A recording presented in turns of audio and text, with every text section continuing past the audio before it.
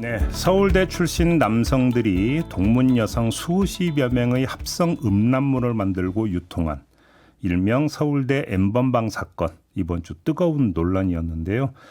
자, 오늘 2부에서 이 사건 집중적으로 들여다보도록 하겠습니다. 사건 추적에 결정적인 역할을 한 분이죠. 추적단 불꽃의 원은지 활동가 그리고 사이시옷의 안준형 변호사 두 분과 함께합니다. 이 원은지 활동가는 미디어 플랫폼 얼룩소의 에디터이시기도 한데요. 그냥 호칭은 에디터로 하도록 하겠습니다. 일단 두 분과 인사 나누고요. 어서 오세요. 네, 안녕하세요. 그리고 우리 애청자 여러분께 양해를 구할게 원은지 에디터의 경우 앞으로도 계속 활동을 하셔야 되기 때문에 부득이하게 얼굴은 공개하지 않도록 했습니다. 이 점 우리 애청자 여러분들의 양해 부탁드리면서 자, 원은지 에디터에게 좀 먼저 좀 그 질문을 좀 드려야 될 것 같은데요. 제가 일명 서울대 N번방 사건 이렇게 불렀는데 이렇게 부르면 안 된다고 말씀하셨다고 들었어요.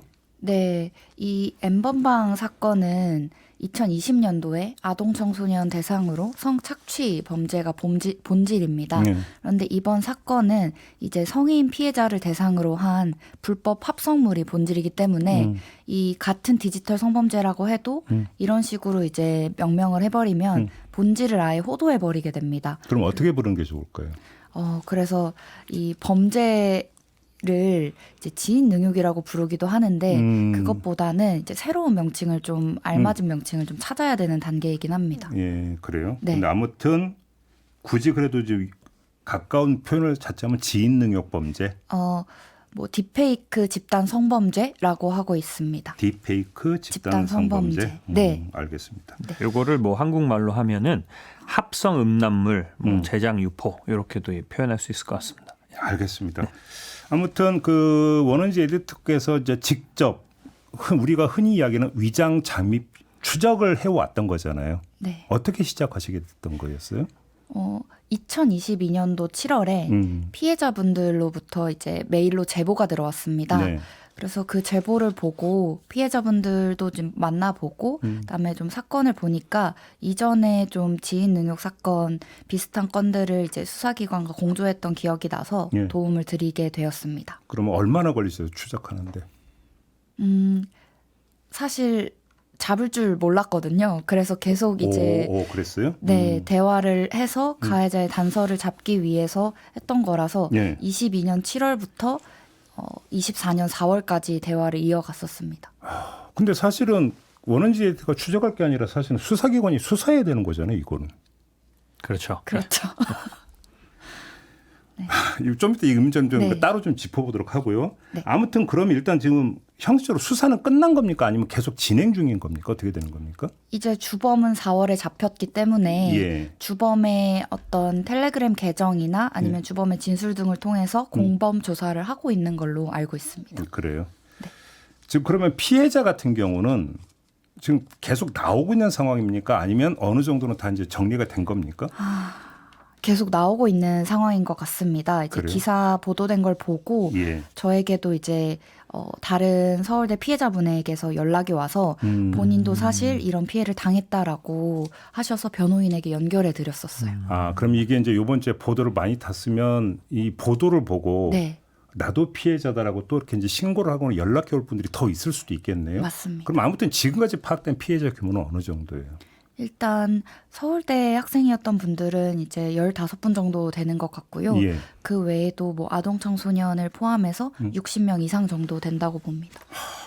참.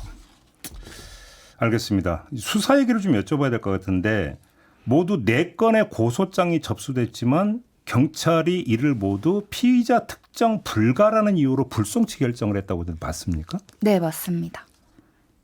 그러니까 어떻게 뭐 조사 한번 안 해보고 그냥 이렇게 그러니까 불송치 결정해버린 거예요? 그럴 순 없고요. 예. 이제 피해자들이 이제 경찰 수사관이 좀 원한 관계 있는 사람이나 아니면 의심 가는 지인을 좀 특정해라 해서 예. 이제 좀 겹지인 같은 것을 좀 추려서 이제 특정을 해가서 그 사람에 대한 이제 강제 수사를 한 거죠, 경찰에서. 예. 그래서 뭐 예를 들어 어떤 전자기기들을 압수수색해서 디지털 포렌식을 했는데 거기에서 이제 불법 합성물들이 발견되지 않은 거예요. 그래서 이제 불성취가 된 걸로 그냥 알고 있습니다. 그것만 조사하고 네. 검찰에서는 이제 피해자들이 이제 이 불성취 결과에 대해서 항고도 하고 재항고도 했는데 다 기각이 됐었습니다. 그래서 네. 이게 법원까지 가가지고 법원에서 이걸 받아들여 갖고 이제 그 탄력을 받게 됐던 거잖아요. 예, 이게 관련자들이 좀 여러 명 있는데요. 네. 그 중에 한 명 같은 경우에는 이제 검찰에서 이제 항고까지 받아들여지지 않으니까 법원에서 이제 재정 신청을 통해서 기소가 된 건이 있습니다. 예. 그렇죠. 네. 이래 버리니까 이게 좀 기승을 부른 거 아닌가 싶은 생각이 드는데 좀 이따 좀 더 집중적으로 이야기를 하고요. 이 주범과는 어느 정도의 기간 동안 어떤 식으로 대화를 이어왔고 어떻게 추적을 하셨던 거예요? 이제 2022년도 7월 달에는 네. 이 범인이 이제 그 비슷한 시기에 다른 이제 서울대 동문에게 나의 범죄를 같이 하자, 동참해라 너도 같이 이 여자애들 능욕하자라는 식의 메시지를 막 보내던 때였어요. 네.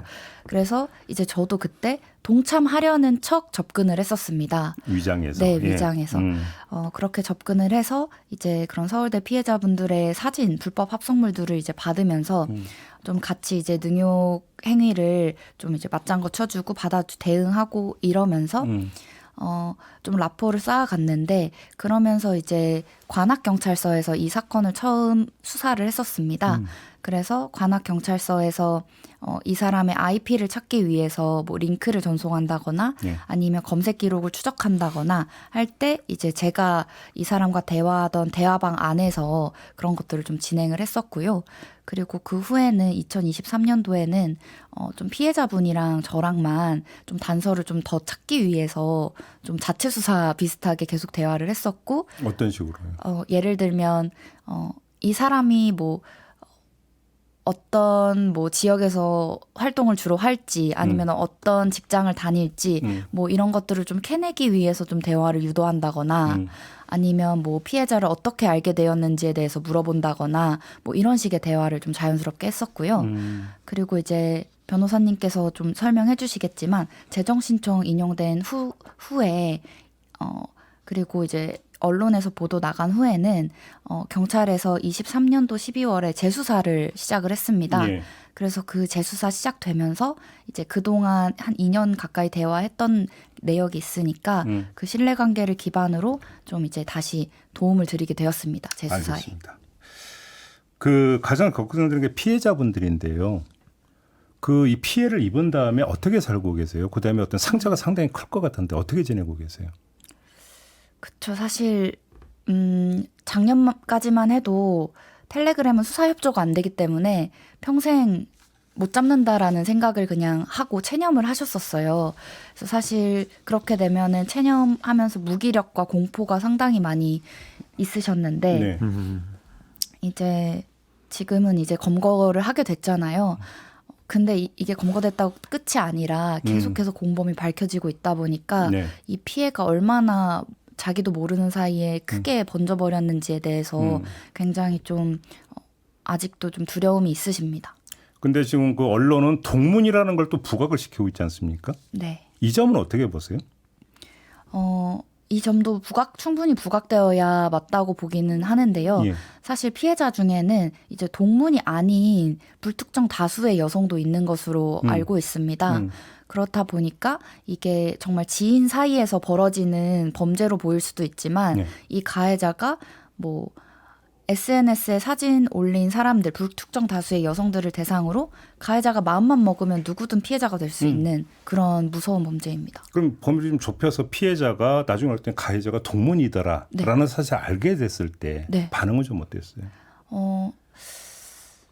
저 사람이 왜 저렇게 존재감이 없던 사람이 나를 왜 그렇게 했지? 라는 의문이 아직 해소되지 않은 상황입니다. 그래요? 네, 왜냐면 공판이 아직 시작 전이라. 도저히 이거 이해를 못하는 거죠. 네. 왜 저런 짓을 했는지. 네. 그리고 피해자들이 너무 많다 보니까 저 언니도 하고 나도 하고 대체 우리에게 어떤 원한이 있는 거지? 하는 생각이 드는 거죠. 그러니까요. 알겠습니다. 그나저나 이런 범죄를 저지른 사람들의 좀 공통된 특성이나 혹시 이런 게 발견이 되는 게 있어요? 일단 저는 제가 대화한 사람들을 보면은 이 성착취물, 그러니까 여성의 어떤 신체나 뭐 이런 불법 합성물들 아니면 아동 청소년 대상 성착취물 이런 것들을 굉장히 좀 중독 증세가 심합니다. 그래서 보면 이 영상과 사진을 굉장히 일단 많이 가지고 있고요. 예. 그리고 그런 것들을 이제 계속해서 새로운 거를 좀 찾게 되는 그러니까 새로운 뭐 어떤 더 다양한 피해물들 그런 것들을 좀 수집하는 경향도 있고 대화를 하다 보면 이 사람이 되게 좀 사회적으로 고립되어서 외로워 보이기도 하고 위태로워 보이기도 하고 그렇기도 합니다. 알겠습니다. 우리 변호사님께 좀 질문, 혹시 비슷한 사건 좀 맡으신 적이 있었나요? 예, 요새 그 디지털 성범죄 사건이 워낙 많아가지고요. 예. 저도 몇 건 맡아서 진행한 적이 있는데요. 예. 이렇게 막 대량으로 막 뉴스가 나온 사건까지는 없었는데 요새 되게 많은 추세예요. 예. 타격이 크죠, 피해자분들한테. 그렇죠. 피해자들은 너무 뭐 끔찍해하고 근데 이제 일반인 경찰이나 뭐 법원이나 일반인의 관점과 피해자가 느끼는 거에 조금의 차이가 괴리가 좀 있는데요. 어떤 게? 이제 저희는 이제 전통적인 성착취물이라고 하잖아요. 그런 것들을 이제 실제로 촬영을 하고 내가 직접 등장하는 여태까지는 그래 왔는데 지금 요새 제일 많이 문제가 되는 게 이런 딥페이크 합성물이거든요. 편집돼서 합성을 하는 거. 근데 이런 것들은 경찰이나 법원에서도 조금 덜 위험하고 덜 나쁘게 봐요. 근데 피해자 입장에서는 이게 합성이 됐건 뭐 실제 내가 찍혔건 상관없이 같은 피해를 입거든요. 예. 그래서 그 부분에 대한 인식 차이는 여전히 좀 존재합니다. 그 지금 그 수사기관의 이 대응 움직임은 어떻게 평가하세요? 수사기관에서도 이 사건은 굉장히 문제가 많았고 그거에 대한 좀 지적도 많은데요. 보니까 일선 경찰서가 각기 4개가 있더라고요. 서울에 3개, 뭐 세종에 하나 해가지고 근데 모든 경찰서에서 다 불송치 결정이 났단 말이에요. 근데 이거는 좀 현실적인 문제도 좀 고려를 해볼 필요가 있어요. 일단 텔레그램이라는 것 자체가 이제 기존의 경찰들이 갖고 있던 뭐 압수수색의 방법으로는 증거를 확보하는 게 불가능하기 때문에 수사가 좀 어려운 측면이 좀 있고요. 그리고 이제 뭐 서울청 뭐 이렇게 지방 경찰청급에는 다 사이버 범죄 수사대가 좀 굉장히 좀 잘 되어 있는데 이런 일반 지방 서 수준에서는 이런 디지털 성범죄에 좀 전문화된 인력 자체가 없어요. 아니 제가 너무 단순하게 생각하는지 모르겠는데 지금 원은지 에디터가 위장을 해서 계속 끈질기게 추적을 해왔잖아요. 경찰이 하면 되잖아요, 그렇게. 그렇죠. 근데 이제 경찰은 그런 경험도 없고 또 그럴 만한 인력도 사실 부족한 것도 사실이고 이 사이버 수사팀에 가보면 대부분 이 사람들이 디지털 성범죄보다는 보이스피싱 사건 하기에도 뭐 지금 급하기 때문에 인력의 문제도 좀 있습니다. 근데 이게 지금 이런 그 비슷한 범죄가 갈수록 늘어난다면 거의 전담이 뭔가 좀 만들어져야 되는 거 아니에요? 꾸려져야죠. 지금은 이런 디지털 성범죄도 일선 경찰서에서 아동 그 여성 청소년 수사팀에서 좀 진행을 하는데 그러다 보니까 이런 디지털 쪽의 전문성도 좀 부족하고 이게 좀 서로 공조랑 협업이 좀 되거나 아니면 뭐 새로운 팀이 좀 꾸려지거나 좀 제도적인 보완이 필요합니다. 그래요? 네. 아무튼 그러니까 경찰이든 검찰이든 마음 먹고 수사를 이거는 얼마든지 위장 수사가 허용되는 부분 아닙니까? 이것도 조금 애매한 부분이 있는데요. 있어요? 사실 위장 수사 자체가 뭐 어떤 사건이건 범위를 유발하는 경우가 아니라면 합법적이라는 게 이제 기존 판례의 태도였는데요. 이 디지털 성범죄를 좀 더 위장 수사를 좀 적극적으로 만들려고 법안을 좀 개정을 했거든요. 근데 아동 청소년 성보호법에서. 근데 거기서 이제 아동 청소년을 상대로 한 디지털 범죄의 경우에만 위장 수사가 가능한 것처럼 또 명시가 돼 버렸어요. 피해자가 아동이나 청소년의 경우에는 그러면 대학생은 성인이니까 그럼 또 해당 사항이 안 된다? 그래서 경찰들이 핑계를 댈 수 있었던 거죠. 이거는 법에서 아동 및 청소년으로 규정이 되어 있는데 이 사건은 피해자가 성인이니까 위장 수사 못 합니다라고 할 수 있게 된 거죠. 그건 정말 말이 안 된다. 아니 그거는 범죄의 특성에 따라서 그냥 통상적 기법의 수사로 안 될 때 허용 범위를 그렇게 잡아야 되는 거지. 피해자가 연령층이 어떻게 이건 아니잖아요. 이거는. 그렇죠. 그러니까 입법의 취지랑 좀 다르게 활용이 되고 있어서요. 이걸 또 다시 개정해야 된다. 일반 형법 안에 넣어야 된다. 이런 논의까지 또 다시 일어나고 있습니다.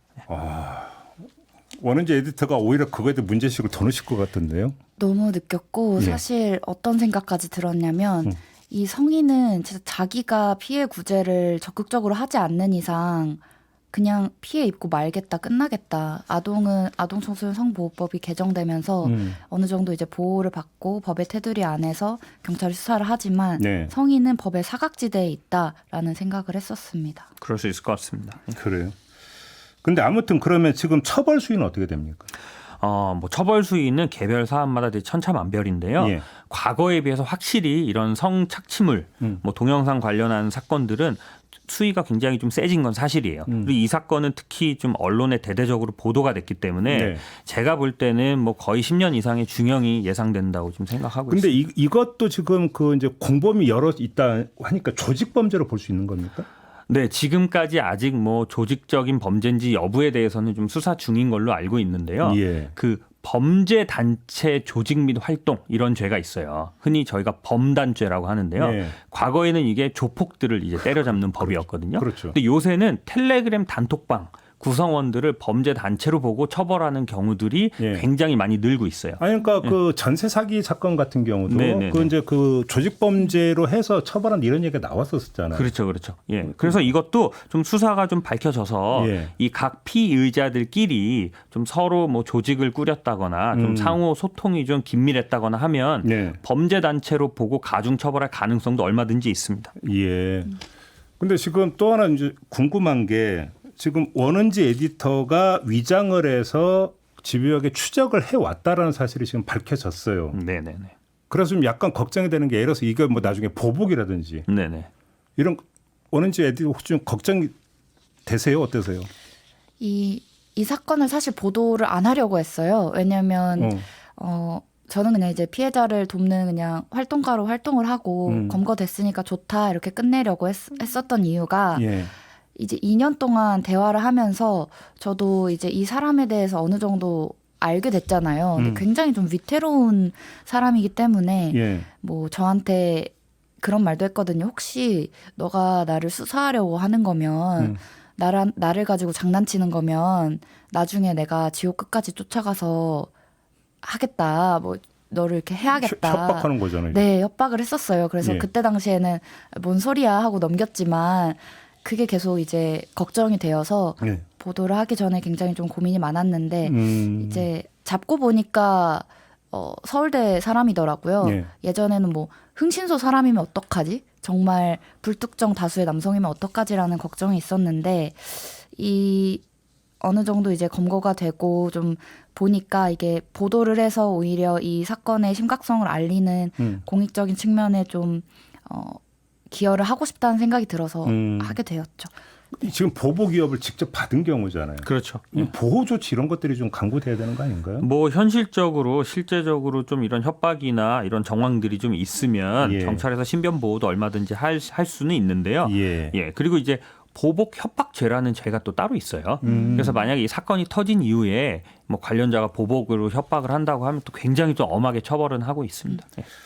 근데 그냥 그 요번 케이스에서 벗어나서 내가 지금 이 딥페이크 성범죄의 피해자라고 하는 걸 어느 순간 알게 됐어요. 근데 누구한테 얘기도 못하겠고 그렇죠. 어디에 도움의 손길을 구할 수도 없고 네네. 유일하게 찾아갈 수 있는 게 지금 수사기관인데 수사기관에서는 뭐 피의자 특정이 안 되기 때문에 우리도 어쩔 수 없다 해버리면 네네.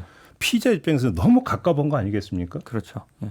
뭔가 좀 어떻게 좀 개선책을 좀 찾을 수 있는 뭔가 좀 어떤 그 힌트나 이런 게 실마리가 없을까요?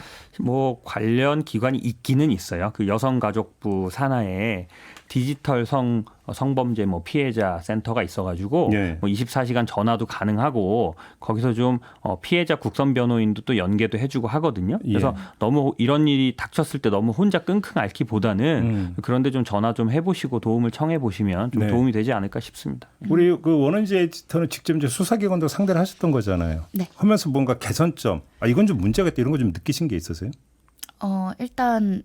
이 서 단위의 수사관들은 이제 한 분당 120건 이상의 사건을 이제 맡다 보니까 이 안에서도 사건의 우선순위를 두고 일을 하셔야 하잖아요. 그렇죠. 그렇다 보니까 이게 성인이 피해자이고 그리고 어떤 물리적인 해를 입은 범죄가 아니고 또 이제 허위 영상물이다 보니까 우선순위가 떨어지는 범죄인 거예요. 네. 그러다 보니까 그 안에서 피해자들이 느끼는 고통은 사실 뭐 성착취 범죄든 아니면 다른 성범죄와 이렇게 비교할 바는 아니지만 그것보다 정말 낫다고 볼 수는 없거든요.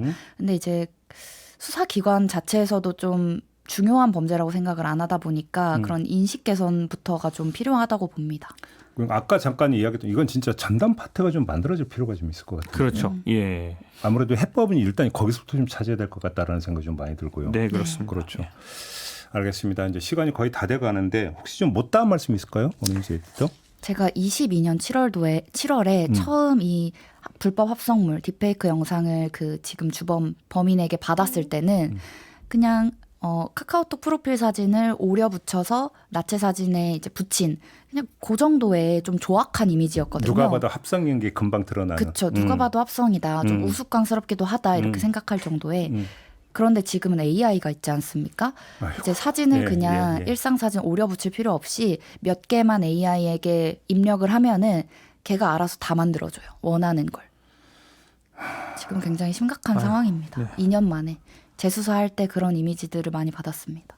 그러니까요. 그러면 예를 들어서 이 범죄 유혹을 넘어서 실행을 해 들어가는데 훨씬 더 용이해졌죠. 용이해진 환경이 지금 맞습니다. 조성이 돼버렸다는 거죠. 그렇죠. 네. 텔레그램 단톡방에는 뭐 자동으로 만들어주는 봇이라 그래가지고 그런 프로그램도 유통이 되고 있어요. 예? 그런 것도 있어요? 네, 그런 것도 있습니다. 예. 이 정도라고 한다면 이건 갈수록 더 심해질 가능성이 너무나 농후하다고 좀 봐야 될 것 같은데. 네, 그렇죠. 예. 그런 점에서 고소장 들어오면 한번 검토해보고 뭐 짬남을 한번 수사해볼게요. 이렇게 접근해서 이게 풀릴 성질의 문제는 전혀 아니다라고 하는 것들은 누가 봐도 알 수 있는 거고. 그렇죠. 피의자가 특정이 안 됐다는 이유로 고소장 자체를 안 받아주려고 하는 경찰들도 많아요. 그래요. 예, 그것도 좀 심각한 문제입니다. 예. 알겠습니다. 자, 오늘 이야기는 좀 여기서 좀 마무리 좀 해야 될 것 같네요. 자, 두 분 말씀 잘 들었고 수고하셨습니다. 네, 감사합니다.